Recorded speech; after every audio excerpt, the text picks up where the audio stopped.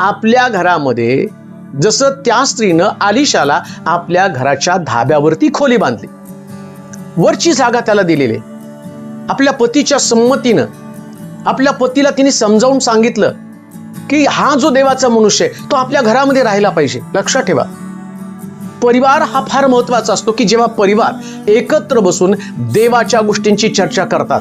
म्हणून धन्य ते पती पत्नी जे एकत्र बसून देवाच्या माणसाविषयी बोलत असतात. लक्षात ठेवा, पती पत्नीनं एकत्र बसून, जसं या शुनेम या ठिकाणच्या थोर स्त्रीनं आलिशाला म्हणजे तिच्या पतीला सांगितलं आलिशा आपल्या घरामध्ये राहायला पाहिजे. लक्षात घ्या, कोण थोर असणार आहे, कोणता परिवार थोर असणार आहे, कोणत्या परिवारामध्ये देव आपला आनंद शोधत आहे? ज्या परिवारामधले पती पत्नी एकत्र बसून देवाविषयीच्या चर्चा करतात. म्हणून लक्षात ठेवा, नेहमी पती पत्नीनं एकत्र देवाच्या वचनाविषयी चर्चा केली पाहिजे.